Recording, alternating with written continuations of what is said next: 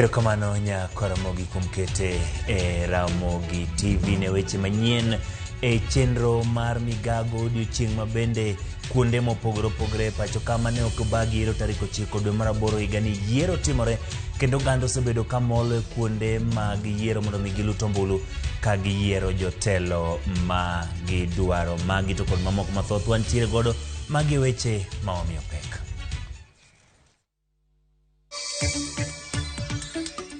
Jatend jotij sirkal Joseph Kinyua okwedo kuong'ruok mar jakom IEBC Wafula Chebukati malero ni komiti mar arita ma pacho kanyo chotemo lombe mondo lok duoko mar yiero.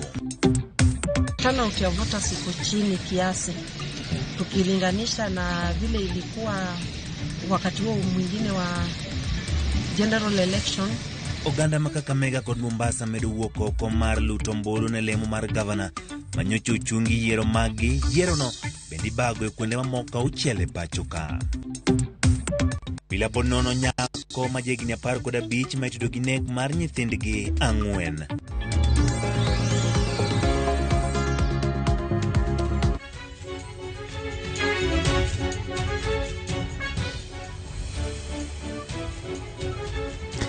Nyakoro mga juang machiegni pani nyalo tudri kodwa kokale namba matudruok mar aria deka uchiel nono bende inyalo yudo achiel kachiel kokale Facebook page marwa mar Ramogi TV bende inyalo yudo achiel kachiel kokale Twitter page marwa mar @Ramogi TV to kod YouTube Ramogi TV. Nyinga Ochieng' Emmanuel kawachako wadhi weche motenore kod gigo ma brobedo katimore edo mabende terore kod weche manochwale nyime ewi kwedo duoko mar yiero manyicho gol kod duol mar IEBC. Kawachako jatend jotij piny owacho Joseph Kinyua okwedo kuong'ruok mar jakom mar duol mar IEBC Wafula Chebukati mano yango ni nyocho romo kode kod jokanyo mag komiti mag ng'ado rieko ewi arita kwe etemo lombe mondo mi olok duoko mar yiero e pacho ka. Duoko mano tim tarik 9 dwe mar 8. Kinyua wacho ni romo mano bage Bomas ne ok en ma apanda kaluwore ni jopiny to kod agents mag jochung' ne nitiere. E duoko mare yango ni poni romo no nen manigi agenda mopondo de ok otime kama oganda mathoth nitie. Ka Kinyua wacho ni kaluwore kod gidigni mag lando duoko komiti mar arita ne oneno ni ber mondo bed kod romo gi IEBC achiel kachiel mar yudo ler mar kakitayo chenro mar iko kendo lando duoko ni mar ne jo Kenya chunygi ne dang'ni. Jakom mar komiti machiwo paro wi arita Kinyua okoni onge winjruok moro amora gi Chebukati mar sunde ni mondo olok duoko mar yiero.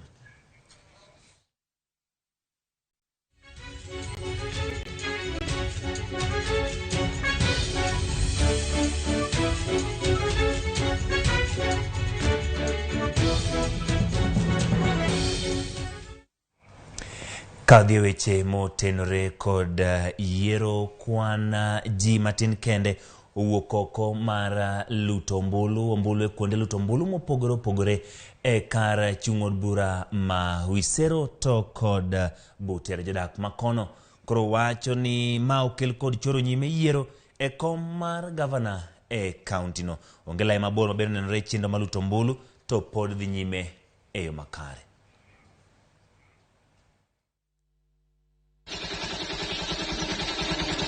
Shughuli ya kupiga kura tumeanza asubuhi kama kawaida saa 12 kamili, lakini turnout ya voters iko chini kiasi tukilinganisha na vile ilikuwa wakati huo mwingine wa general election. Ya leo iko chini. Nimeona tuko na changamoto kabisa kwa sababu nimeona watu si wengi vile tulipiga kura siku ile tarehe 9 mwezi wa 8. Nimeona tofauti vile iko sasa, watu si wengi. Sijui kama watakuwa wengi mchana, lakini sasa naona watu ni moja tu wakiingia wanafanya tu haraka wanaenda. Sasa sijui kama mabadiliko itakuwa. Nimefika hapa saa 12:05 na nikaenda kupiga kura. Nimeenda kujitambulisha, nimetoa kitambulisho, nikaweka kidole, nikilinganisha na tarehe 9. Hii exercise imekuwa rahisi sana haikuchukua wakati mwingi. Nimetumia takriban sekunde kama 35 hivi kumaliza shughuli yangu. Nashukuru kwamba mashine imenikubali haraka, na tena katika ile room commissioner IBC wanafanya kazi nzuri, makaribisho yamekuwa mema, na nashukuru kwa maana hapa nje hakuna msongamano wa watu, kwa hivyo shughuli iko safi, na natumai kwamba watu watazidi kumiminika kwa ajili ya kupiga kura yao. Kura nimepiga asubuhi mapema, na leo hali ya kupiga kura iko sawa kabisa, kwa sababu mashine leo haina tashwishi yoyote. Ukiingia unapiga kura kulinganisha na tarehe 9 ilikuwa inasumbua kidogo, lakini leo nashukuru.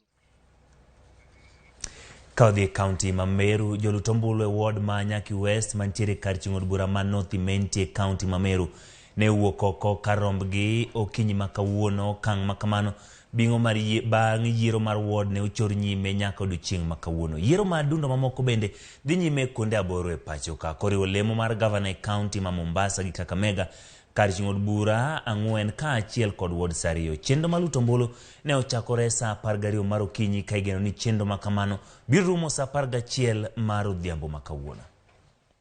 Na mpangilio wa vile upigaji kura umetayarishwa hapa, kulikuwa ni kuzuri. Mtu alikuwa anakuja anaingia, unaenda kwa ile stream yako, kama uko kwa first stream ama second stream unaingia, halafu unaangaliwa kwa ile schemes kit, halafu na vitabu, halafu unaenda kupiga kura, na hiyo process imekuwa rahisi sana.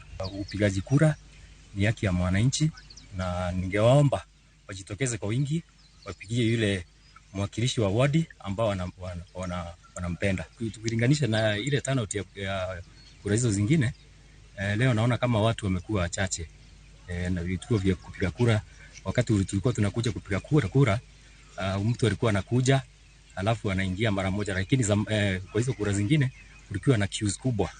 Voting inaendelea vizuri, wananchi wanajitokeza tu, si sana vile kwa wingi, lakini turnout mpaka saa hizi at I think 8 something tumepiga watu kama 60. Wananchi wa Chogona waomba mkuje mpige kura, kituo kiko hapa, sisi tuko tayari, IBC imejitayarisha kabisa. Tafadhali kujeni mchukue mpige kura, ni haki.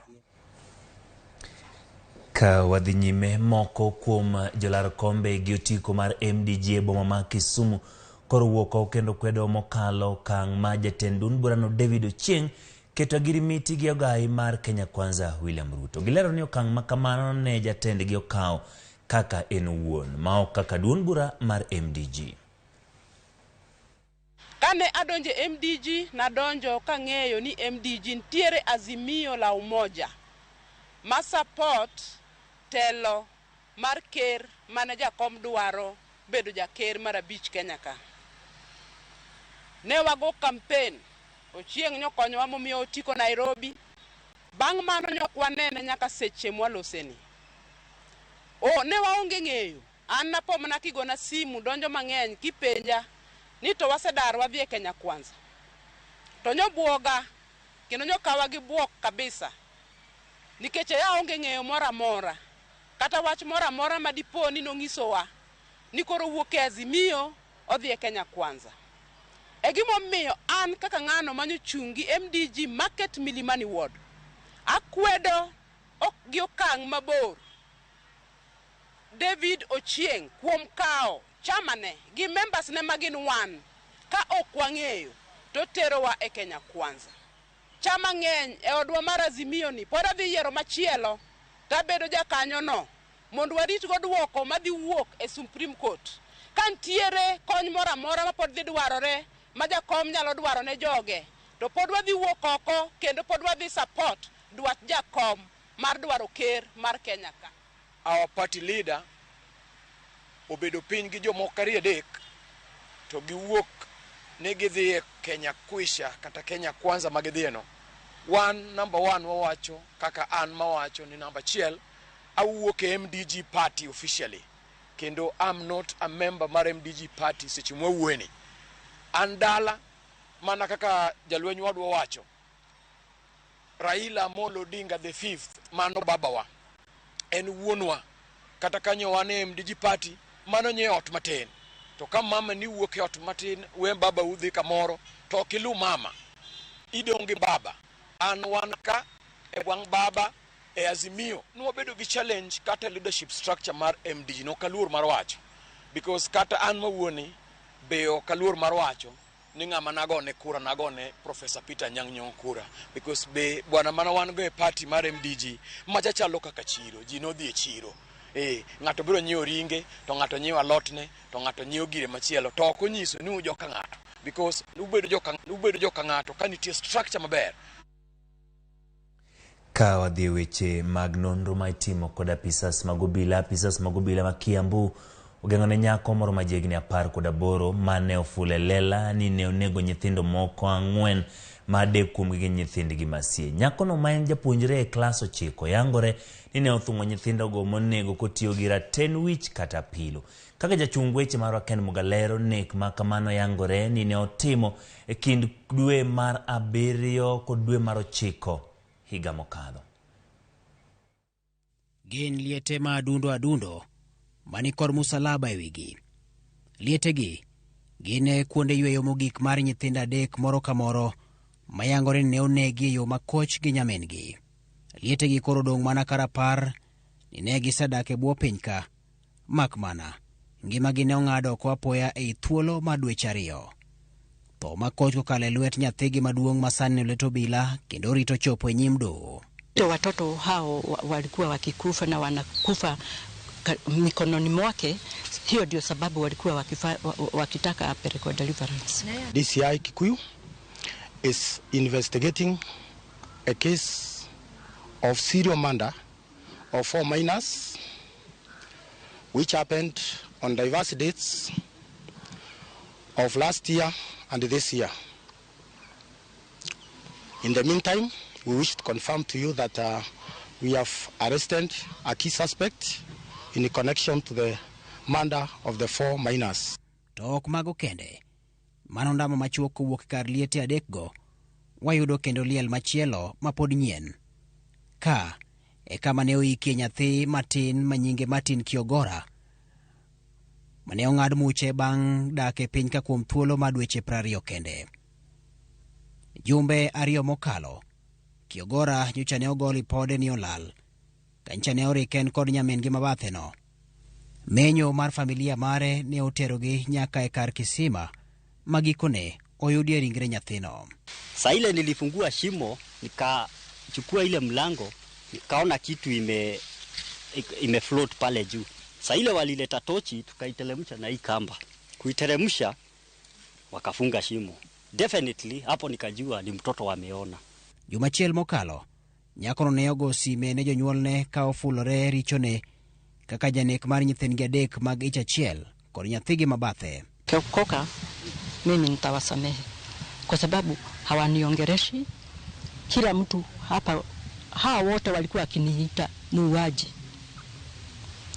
Sasa ni vile tu ni watu wananijua tu, mimi si muuaji. Familia mara chejino to yango ni pod ne okonyiso ranyisi moramora mar bedo kod timbe moko majendeke. Kada mare to wacho ni koro sani midhiero moko kwa familia no en pogruok ma oseneno kore kindgi.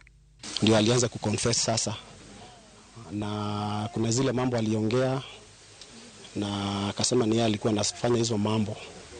Sasa principal akatuambia tuwezi muacha, tukuje na yeye. I put in place all the legal frameworks that are supposed to be put in place when a minor is being processed to appear in court. Karodoko ni familia mare ni koda fuongruok banga dieri fwenyore lit koda chiedh nade to podo kwako ngima gini mar tho wuok mane lwet rembgi. Malitnegi en kaka nyathi ma jegni 15 nyalo bedo kod paro mar nek kendo mochuo chop kare paro makamano. Ken Muga, Ramogi TV. En wach ma litainya kendo kwayo mondo ratiro bio yudi. Kairo kamano jachung weche marwa Ken Muga kuom report ma chal kamano. Nyakwar Muga jongo dichima kawuono itimo yiero kuonde mopogore opogore ka county ma Mombasa en achiel kuma oganda wuokie mondo mi oyier jatendgi mano gavana to kane kaunti no rem mar dhi yiero kata yiero jako gavana mano tim kanyo tarik 9 dwe mar aboro. Achiel kachiel wadhi nyaka kaunti no kendo atudre kod reporter marwa Eric Owenga ma chakre okinyi ma kawuono osebedo kaluorore kuonde chung' od bura mantiere kaunti ma Mombasa kendo rangono kaka chenro no dhi nyime. Eric Owenga erokamano kuom tudri kod weche manyien mag Migago. Yangoni to e wuotho mari e kaunti ma Mombasa kuonde mag luto ombulu isenena ng'oto chenro no dhi nadi nyage sani inyalo yangono ni to weche motenore kod kwan joluto ombulu ma wuok oko ma luto ombulu chalo nadi to kod jogo ma iselosogo. Mana kaka wachono Emmanuel ng'eni sapar mar manyo gavana mar ariyo ma kaunti ma Mombasa pod dhi nyime kusama chopo saa 7 mahao ginus kama gima iwacho en ni jopiny pod wuok matin mokalo kech kuma wantie gi sani wan Jomvu constituency kuma wayudo ni kuma wantie ni sani chakro gokinyi saa 12 nyaka saa 5 apisa mochung'ne achiel kuom kuonde luto ombulu ka wacho ni onyamna wacho ni nyaka sani en kwanata malo mar 16 ma osechopo kaluto ombulu ka kata kamano gin kod geno ni bang'e gibiro yudo jopiny kata kwanata malo biro medre nyaka 20 kata 30 bang'e chak gimosa 8 kata 9 kanyo. Gima ang'eyo en ni mosonyanyere chakre kuonde mosakale kowuok Nyali, Kisauni, Mvita ne en ni jopiny okowuok mang'eny kata kodoko ni piny owacho nochiwo thuolo mar yueyo makende kuonde mibage ombulu odiochieng' ma kawuono kuonde 8 ma wantie gachiel ma en Mombasa ka kapok adhi mabor Emmanuel miya thuolo awako achiel kuom jotelo mag gwenge kata community leaders mani e alwora ma Jomvu ka mondo pimna to chenro mar luto ombulu ni en wono nadi kata bende nosogo ombulu to nang'o jopiny okuog mang'eny kaka dwarore. Karibu madam, tayari wewe umefika hapa na umepiga kura na hofu ni kwamba tangu asubuhi wakazi ama wapiga kura hawajakuwa wakifika katika kituo hiki. Labda wewe kama mmoja wapo viongozi katika eneo hili unaona kwamba tatizo ni lipi?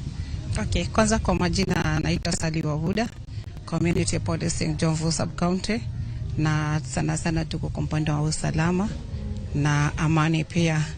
Na okay, ni kweli watu bado hawajatana vizuri na kila tunajua kasumba ya Mwafrika ni ile moja, kuna venye atakaa akisema asubuhi kuna kuaga na watu wengi but mimi nitaenda baadaye, but I hope kwamba watatokezea, maana Mwafrika waga lazima paka aje mwisho wanangojaga ile last minute, so najua kwamba watatokezea kuchelewa, lakini so far so good. Nimeona usalama uko juu na wakuu wetu wametuhakikishia kwamba kutakuwa na usalama wa hali ya juu, na ni kweli tumeuona, na mwananchi pia ametii kulingana venye tulikuwa tukiwaelimisha kwamba akikuja apige kura na aende zake nyumbani akatulie.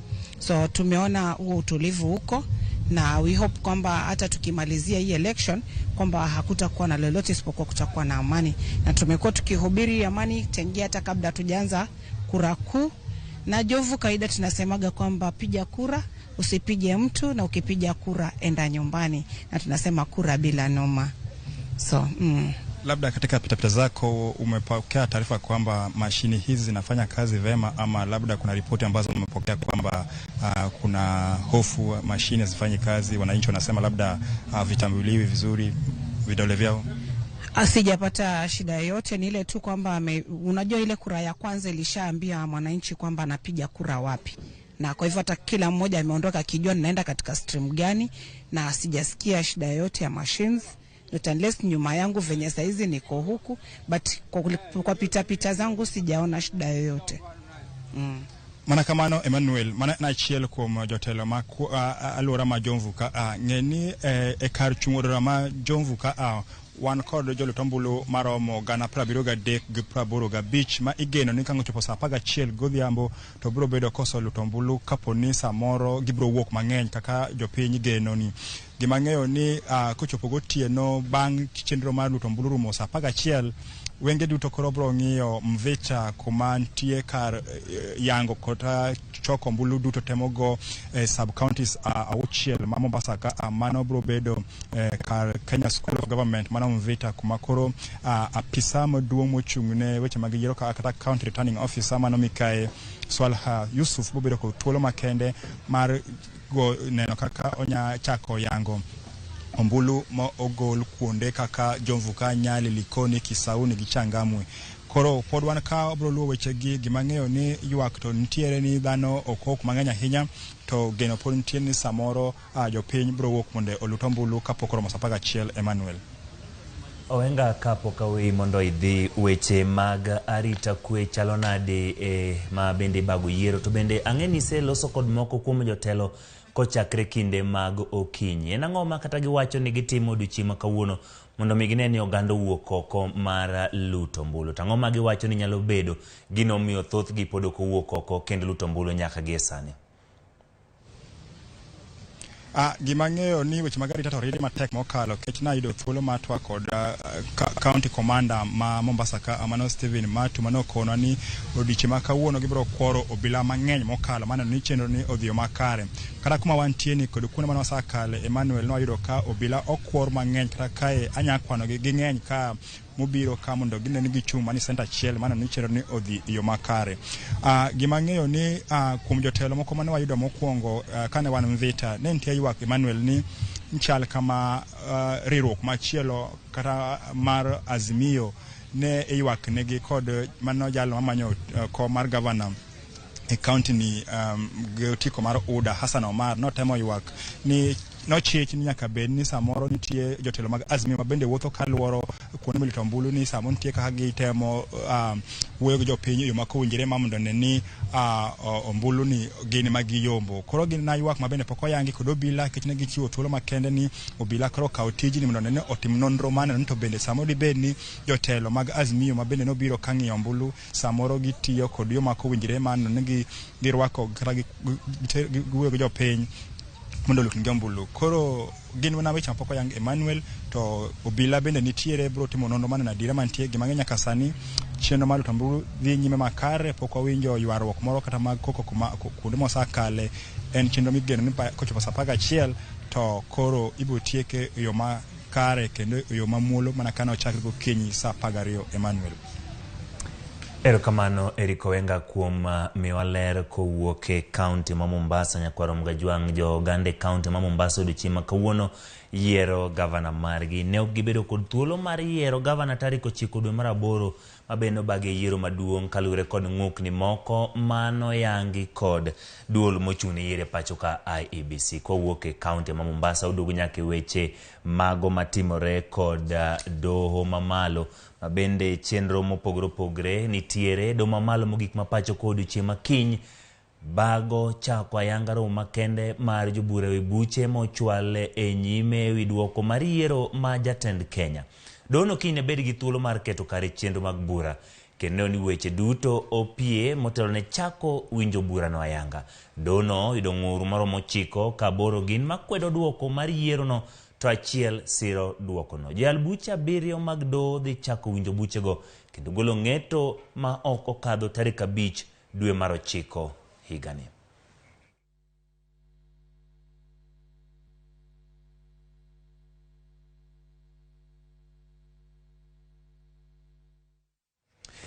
Nyakwaro Mgajwang' kotenore gi weche mag somo jatend Migago mar somo e pacho kangire George Mago osebedo kalimo skunde mopogore opogore ntiere kaunti ni Nairobi kendo loso tok timo limbe mae kaka oloso.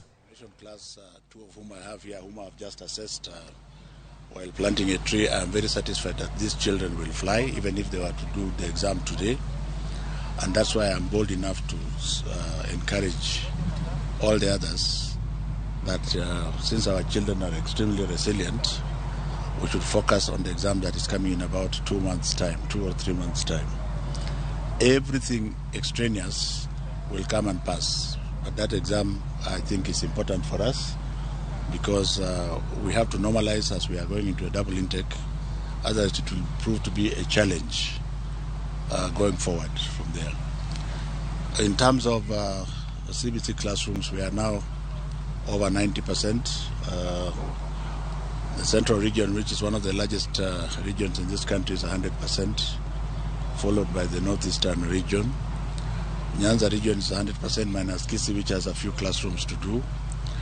Eastern region being done by Mr. Sugut is at about 95-96%.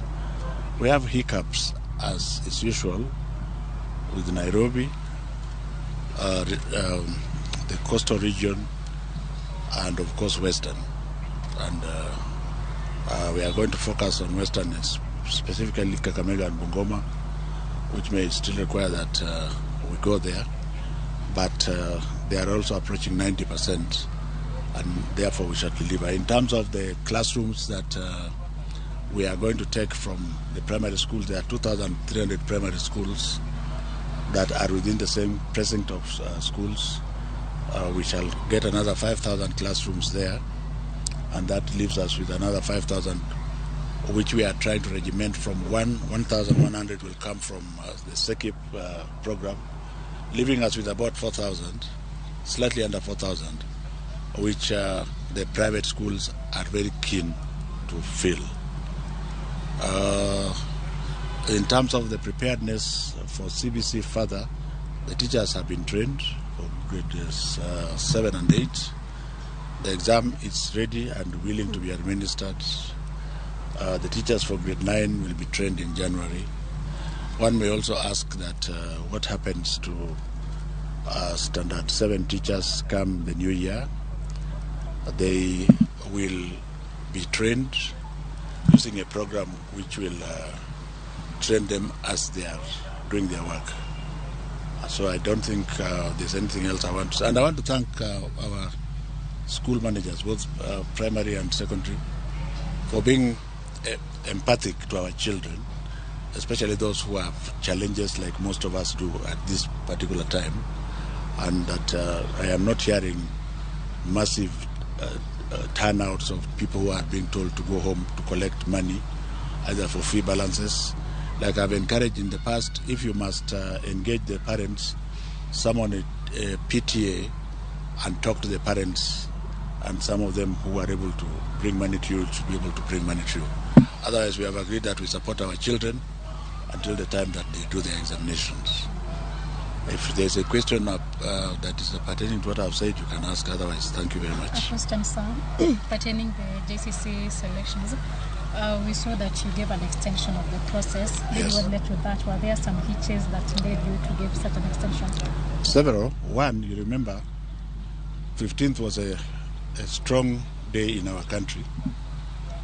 And even those of us who have skins of hippopotamus were glued to television, isn't it? So it would be very unfair to have expected children, parents and teachers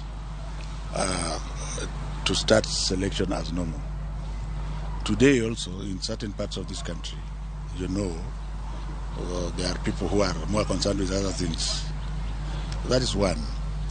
The second, the second one, there are some private schools which were in the process of being registered, and they did not act fast enough. And you know, we cannot register a private school, which is a primary school going into to junior secondary, without having inspected the laboratory and saying it is up to standard.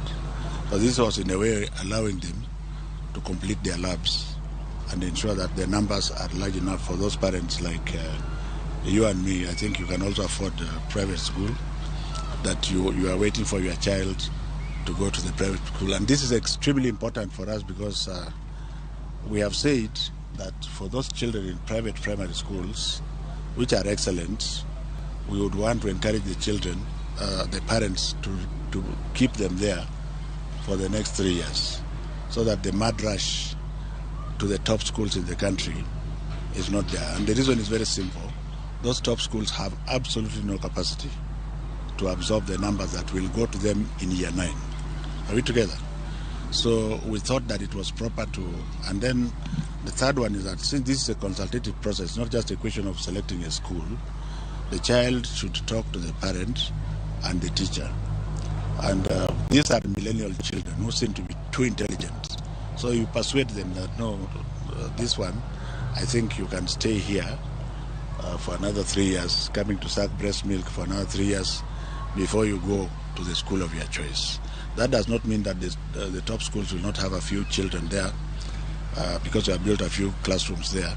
But when it comes to year 9, when there is a cutthroat competition, it will be different because there will be 3 pathways. Some schools will have 2 pathways, some will have 3, and the strength of the children. For example, a very intelligent child who has shown that is inclined to music, that child will be advised that if you want to really go and do music as a career, this is the school to go to. And you may find that it doesn't matter where the child comes from, we shall help that child to go to the school that will make her have a music career. And then she will fly, not necessarily having to pass in biology again like now. So every child will enjoy. That process is ongoing. I have said we gave them a long time because it is the last time we are going to allow. Kenyans being who they are, some of them may still want to wait. But beyond that time, it will now become their problem. Sansan. The last question, maybe what will happen, maybe if a young child lady, is called to... I didn't even ask where you came Sorry, my name is Tabitha from Radio Citizen. Okay. What will happen if a child is called to join a private school and maybe his or her parent can't afford? I want to say this. Because we are at strange times, usually children are allowed to go to private schools themselves. But because this is a new area, the government thought it would also assist where there is a requirement. We have said that any child that selects a private school must first of all confirm with the parents. That's why we have roped in the parents. And the parents may decide, I want my child for this particular time. After all, the majority of them are in private schools, by the way, that they will have to pay. There has been a little noise about capitation to private schools. That is not going to happen. The Constitution allows us to provide free secondary education, 3 days secondary education. So if you know that you have no money to pay for feeding and boarding, choose any day school. And the government of the Republic of Kenya, currently led by Uhuru Muigai Kenyatta, His Excellency, will ensure that you have your rights there. Every child is protected. So if you choose a boarding school, you must then know that there will be some requirement for you to pay basically for boarding and feeding. And this is why His Excellency the President ensured that we got the poorest of the poor from the slums, and we gave them Elimu scholarships, which is supposed to go for 4 years. It's like a way to have equity. So you have these children all over the country. You said it was the last, but... This is not the last. So does it mean that children or parents who have children in public school have an option of leaving or not selecting the private schools? Well, it is entirely up to you. If you have gotten involved, what we have shown in that schedule is a guideline. Are we together?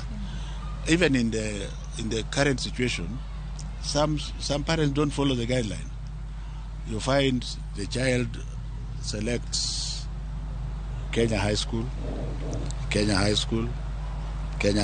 and like that. So, and they don't select anything else. Is that a stupid parent or an intelligent parent? Are we together? And that's why I was instructed to say that the cutthroat competition is coming in September, and that for this particular junior secondary, we expect most children to be in day schools near their parents. Forget about the parents saying that the children consume and finish the food at home. That is their own problem because they are the ones who produce them. Are we together? I want us to work together on this one, and I have a feeling that this is one of the great successes of the outgoing government. You have seen the passion with which we are ensuring that the only bottleneck that is supposed to be there is being created. And I also hope that the incoming cabinet secretary will continue with this classroom drive for another year, and then there should be no other problems. Thank you very much. Thank you. Nyakorom Gajwang mano jatend Migago mar somo ngire George Magoha kane nitiere skul sekondar mar Nile mabende nitiere bomani ma Nairobi, county ma Nairobi.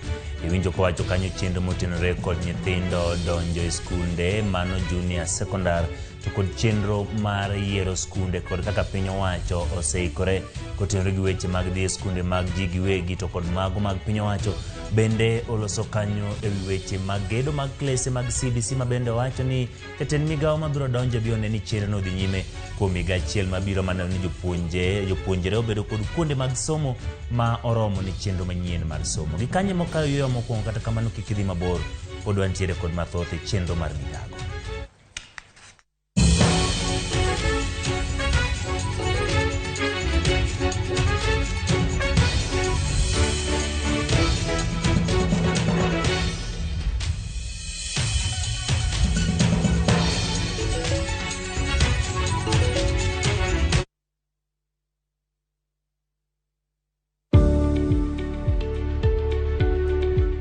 Yud chudo maromre kodi kaito iti kod omenda matin ne chudo miyudo.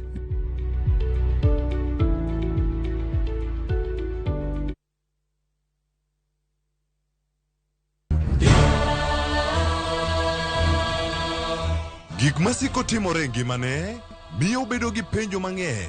Anyalo timo ni gima rach ahinya Thapki. Nono nyalo bedo jasiki maduong'. Kabe onyalo bedo gi mor e ngimane. To hera ma en go kuom jode miyo temo umogi gi yore te. Ing'e ni kawuono Thapki ochako miyi ngima machielo. Akwai ni ikonywa wate. Thapki wuok tich nyaka ngeso saa 2:15 e Ramogi TV.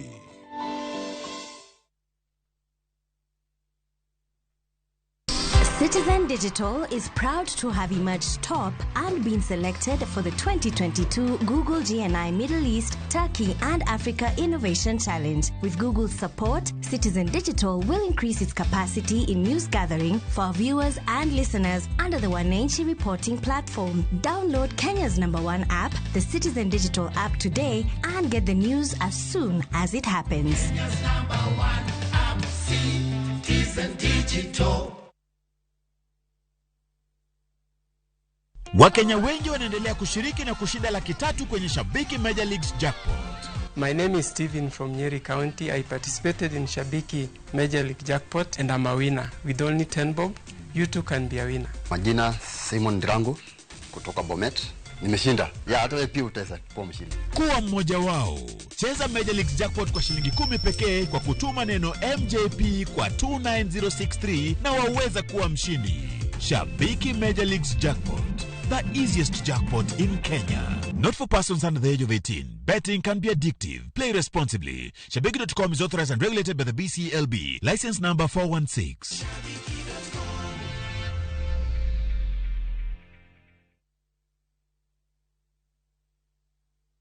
Collect fare kwa boda au matatu ukitumia ViewPay cashless na uqualify for bima ya 100,000 shillings pamoja na medical cover ya 20k na permanent disability cover ya 100k kwa 5 bob pekee. Dial *236# today to start using ViewPay cashless.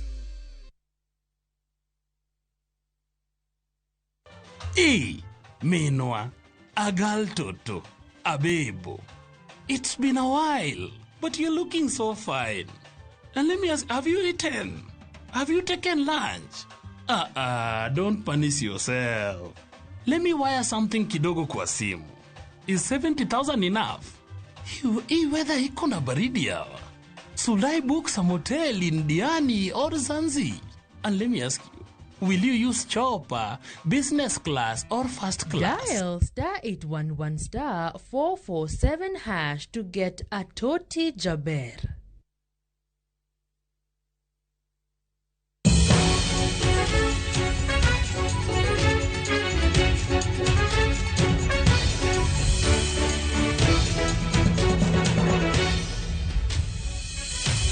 Erokamano kuom medo keto Ramogi TV chenro mar Migago. Adhi nyime gi weche manyien. Jodak ma Kagio e kaunti ma Kirinyaga bedo gi buoko kinyi ma kawuono tok jabodaboda tuomo nyathi skul ma wito ngimane kanyo. Koyango masira no, kamanda mar obila ma Mwea West Sub County Wilson Koskei wacho ni jopuonjre no ne ong'ado wang' apaya Migago kochomo Kandogu e seche ma jabodaboda no tuome. Jodak mane ni kod ich wang' mathoth wacho ni jabodaboda no ne riembo ng'weri titi kendo koro gikwayo obila ma Kiamashiri omany kendo mak jabodaboda no. Bende gikwayo piny owacho ket rang'uk ng'wech mag airi titi wang' apaya Migago kochomo Kandogu, kagiwacho ni mano ok en masira mokwongo. Ringre nyathi skul no mawuoyo tere kar kano ringre jomotho e od thieth ma Murang'a kito timne bero. Kama saa 6:30 nikakuta mtoto mwenye anasoma na mtoto yangu shule amegongwa na gari, amegongwa na pikipiki na pikipiki ikapotea. Hii barabara inakuanga mbaya sana juu kutoka Kagio mpaka Kandogu haina bump hata moja na iko na shule mingi. Mimi ningeomba hii serikali yenye wanajenga barabara watuwekee kama bump hata kama ni 10 kwa hii barabara. Maoktine jopuonjre 10,000 mawuok e skunde mag Nyanza ma milambo ne oromo e nyasi e bomano ma Kisii mar jiwo kido makare kendo puonjo gi yore mag kedo gi mibadhi. Jatatije ka EACC Vincent Okongo mano yore romono koni gigetna ni nyithindo dongo kani kod ng'eyo mar ber bedo joratiro kendo keto tenge mibadhi. Okongo wacho ni gitudre gi apisas mag Migago ma somo en ni gitego riwruok ma jopuonjre kata clubs makonyo e puonjo ratiro mar kido makare.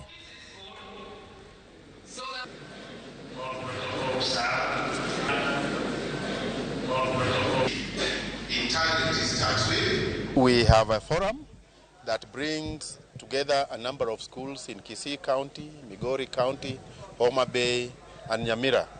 And the intention is for the Integrity Club members who are students and also their patrons to share experiences on how they are managing these integrity clubs, what measures have they taken to promote integrity in schools, and what challenges are they facing, which we can address as EACC and also as a school managers in this part of the region. And we're happy with the partnership that we are receiving from the Commission, because it will go along in influencing even other member society, right from the young age, that the people should be able to know that as a nation, we need to put the resources together in fighting this monster of what we are calling corruption and corruption-related cases. The club ni watemo puonjo nyithindo weche mag bedo jaadiera to gi odonge ka en nyathi matimne ber kaluwore gi chike ma sirikal dwaro, to moloyo obed kodongo gima kizungu luongo ni a moral life. Wakelo nyithindo kawuono Kisii High School ka mondo mi gipuonjre kendo ging'e mang'eny kuom bedo gi ratiro, kido maber, to gibed patriots man gi kido maber manyalo miyo gidongre e ngimagi masani kata mabiro kendo. E kinde ni ma chenro duto dhi nyime mar chopo kare chenro manyien mar somo CBC, jokanyo e sekta ma somo nigi luor ni nitiere nok e kwan jopuonje moko kuom somo ma ok osebed ka ipuonjo. Lipot yango nitiere nok ma jopuonje kidienje mag somo kaka chwecho, pecho, gedo, somo mag tedo, dhok kaka German, French, dho China, loko gi lwedo e kin mamoko matimore seche mamoko kuom skunde mag ji giwegi osiango ikruok kendo rwako chenro manyien mar somo mar kidieny mar junior secondary mabiro chakore ayanga dwe mokwongo higa manyien. Jalup jakom mar riwruok mar weg skunde mag ji giwegi wacho ni giikore mar tiyo gi piny owacho mar kedo kod midhiero manyalo biro mienjoe. French na zile zingine tunaona tutakuwa na shida kubwa sana wakati tutaanza the class 7. Na ningesihi sana wale wanafunzi hawajaenda kwa course na wamehitimu grade ya kwenda kusomea walimu wafanye kosi, wachukue hizo subjects foreign languages. Teachers, besides being trained in the conventional subjects like agriculture, like chemistry, like biology, if you have got additional knowledge on subjects that are being offered in junior secondary schools, like performing arts, visual arts, home science, computer science, foreign languages, you will have a huge added advantage. That is my advice. But we shall work closely with the TSC and the Ministry of Education to ensure that those teachers out there, they are retooled so that we do not have any shortage of teachers.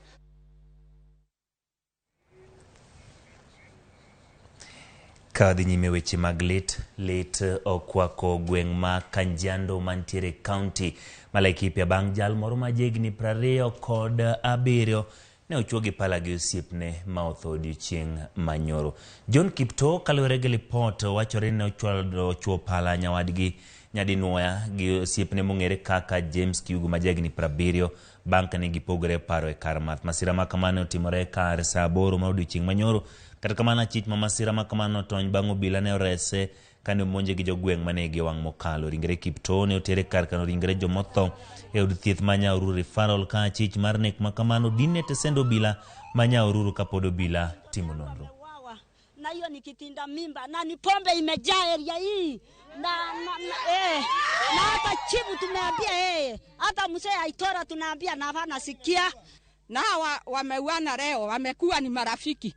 Lakini shida ya pombe imeshidi kwa hii kijiji. Sisi wa mama hata sisi siku moja tumeshai kupiga duru lakini hatujapata usaidizi. Ndio imefanya leo ikuwe hii kitendo imefanyika.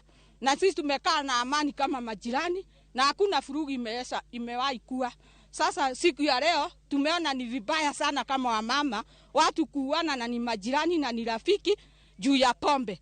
Tunataka usaidizi kutoka serikali yetu itusaidie hali ya hii pombe iishe. Na kama ni hiyo pombe, nilipigana na pombe wakati nilikuwa MC eneo hili.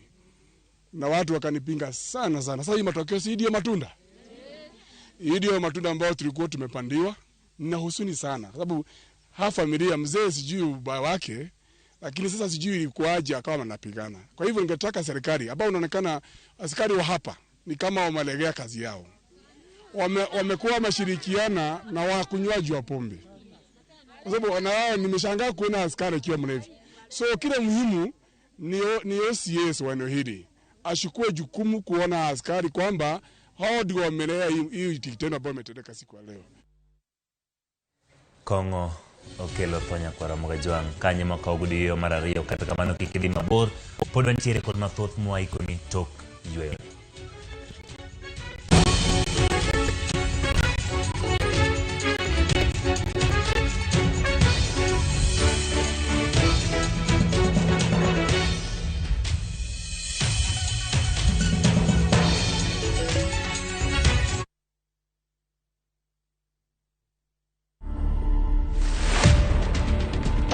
Asante sana, ngoma sana ba Naivasha. Unajua vile umetambaa kila mahali, umepepea kila mahali, hapo nisitoke na bauchi. Unajua hivyo? Najua hivyo. Ndio huyu bana. So nani alikuja na hiyo idea ya kushoot hiyo video? Ni wewe ama ni Tula? Ni Tula. Tukashoot akatuma. Kidogo akanipigia simu. Kitu imeenda bwana. Napenda kwenda swimming pool. Lakini si swimming pool ile ya blue ile blue. Bana na ya karai.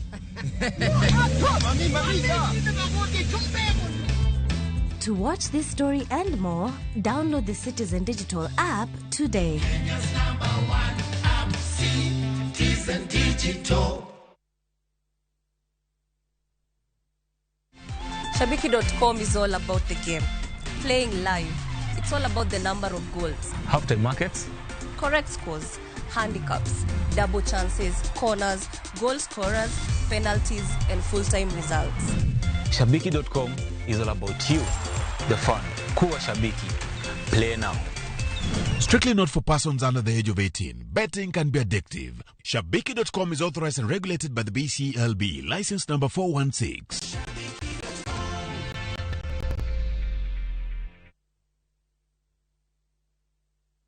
Collect fare kwa boda au matatu ukitumia ViewPay cashless na uqualify for bima ya 100,000 shillings pamoja na medical cover ya 20k na permanent disability cover ya 100k kwa 5 bob pekee. Dial *236# today to start using ViewPay cashless.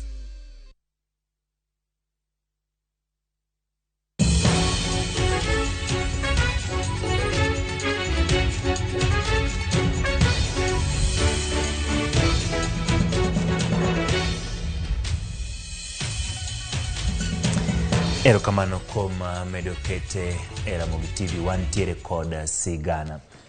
Nyako Ramogi goyane pichani. Onyuoli ka in kod lweteni ariyo. Isomo nyaka e mbalariany. Ma ichako tich. to chieng' moro achiel masira rwaki ng'ol ewi dongo. Mane sigand Felix Onyango Ogejo. Jadak Masembo mane teko stima maung'aw marach oro chungi mane chutho kendo koro dak e ngima man kod lit kanyaka sani. Pod rito chudo kowuok kuom kambi mar Kenya Power bende pok ochopone mana kaka Edwin Okoth leronwa. Joluo go ngero ni ng'olo kiombi. Mano ngima ma Felix Onyango Ogejo ng'eyo maber nikech bang' tieko sombe to tarik 24 dwe mar achiel higa mar 2021 ngima ne nolokore bang' yudo midhiero mokel kod teko stima. En midhiero ma oserocho ngima Felix okang' ma wiye ok nyal wilgo kendo pod oparo chieng' Jumapil no mana ka gima ne otimore nyoro. Koth moro chako nyidho to be odhi adhiya matek kora temo mondo alu Kithothoni kae instead of luo Ndarater to kachopo kumoro ni kababu wuon Ngonga en jalemo moro kanyo koro bath dala ne kanyo ema wirelines gi osag moko bokore piny olwar kanyo koro ang'iyo kaka dwa kadho kae taneno ni that path ma bathe kocha sa mantie kumoro ma pod clear ma pipo nikech tier pool of water mantiere kar kae koro kadho kanyo tek to kaluwo bathe kono takier tamako yien mar siala to yien no dhi oriwo weche mag stima goeko to koro yien motimo pi en a conductor of electricity koro modhi conduct electric current modonjo e lweta kuma namako goni mama otho te kabisa. Kaka jalno mane oseyudo tiegruok mar bedo japuonj kendo mane osechako tiyo tijege okang' mar ng'ado bade ma kora chwich ne okelo ne buok mathoth. I got emotional ywak kabisa but koro onge otherwise, that is the only option nikech komero bet kanyo to those currents for which might even lead to death, so that was the only way out. Kendo kabudho mathin kendo ni tienda gi be nyaka gol oko. Pe Nyasacha to Nyasaye mayo mane ni yawa. Debed ni iketa kamae idwani mondo ang'eyi moloyo kichoka sebedo machiegni kodi ahinya koso en ang'o majachien rere ariani. Kata wuon gi James Ogejo bende ne owinjo malit kakoro ne oyangore ni wuode ma osepuonjo mondo bed japuonj mana kaka en ok be nyalo tiyo kendo.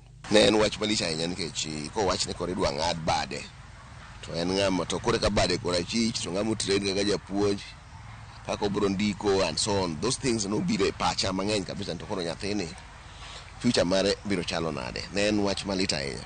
Gweng' weche ge thoth kendo ne rawera kaka Felix mawacho ni ok ohero bet piny bedo kod ng'ol ewi dongo kendo apoya nono osemiyo yudo wich kuot achaya kod weche manyalo chiego chunye kakoro chune ni okwa kony koa kuom oganda. Kwecho no betek kech sami kwecho response midhi yudo ng'eny. Bwana dong apani ni dhi school bwana. Ero apani baba ucha nyalo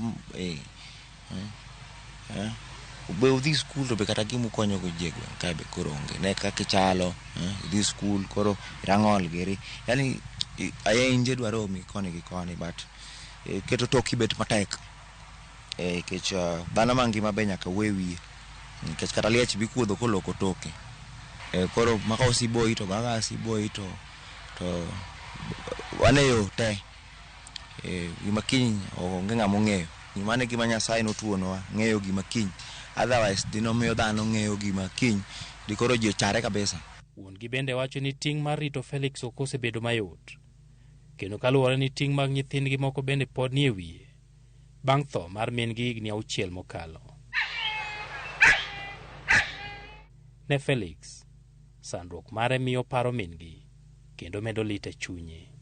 Kama madine be nintiere apani kata luoko girigo kod bedo shida kuma apani gimoro amora dhi smooth kech ng'eni babo ok nyal timo na gimoro amora be ng'ama dichuo be itimo ne iko kaka luoko be iluoko ne an bok nyal bet na mamor ni baba na ka olepa ni luoko na instead an monego be ni atimo kamano otherwise kata mana gi sani apani an monego be na miyo baba gimoro ok ni an makoro omiya.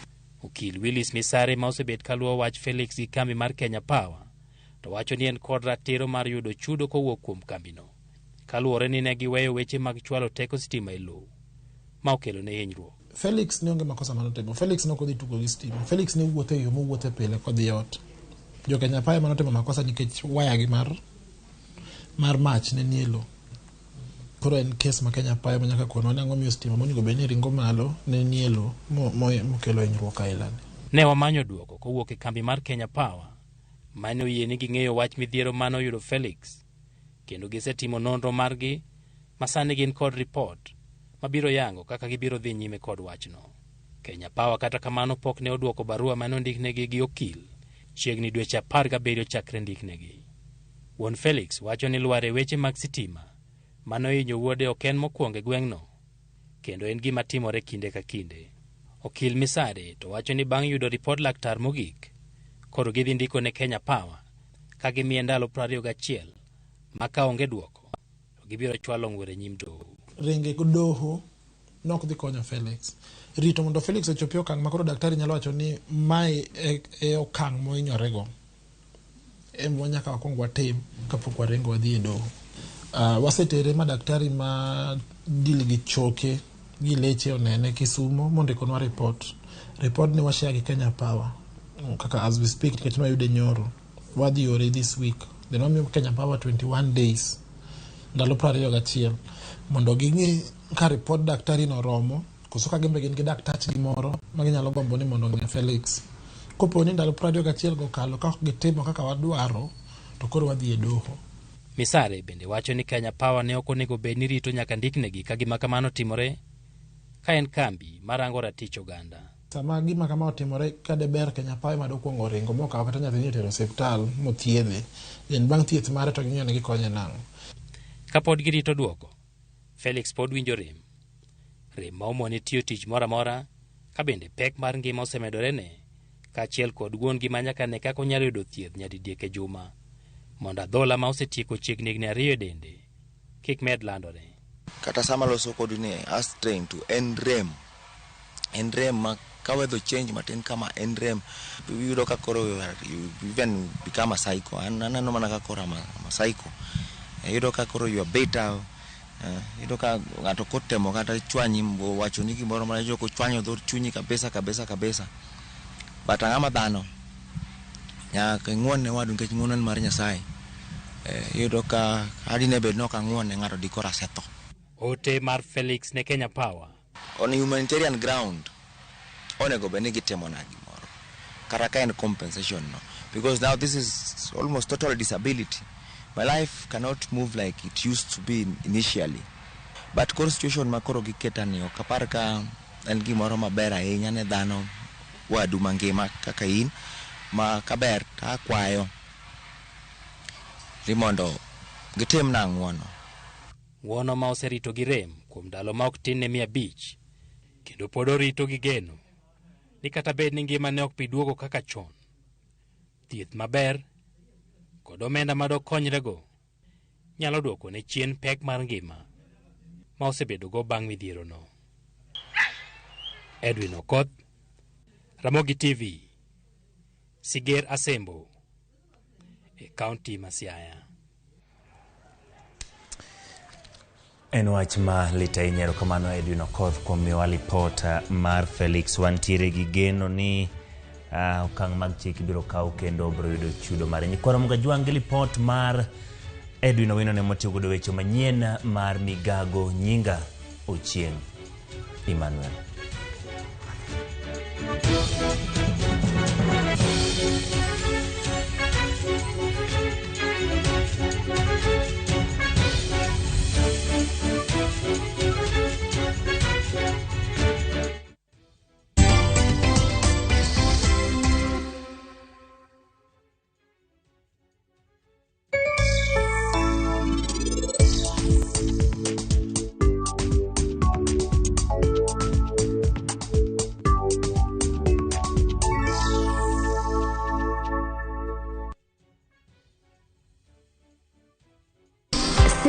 Digital is proud to have emerged top and been selected for the 2022 Google GNI Middle East, Turkey and Africa Innovation Challenge. With Google's support, Citizen Digital will increase its capacity in news gathering for viewers and listeners under the Wananchi reporting platform. Download Kenya's #1 app, the Citizen Digital app today, and get the news as soon as it happens. Kenya's #1 app, Citizen Digital.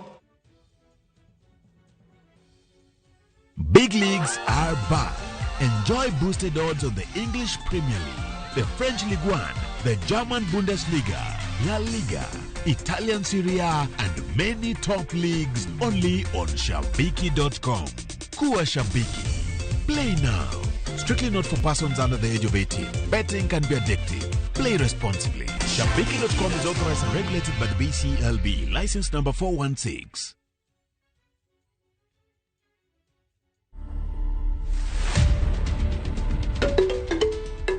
This is the most photographed house in Africa.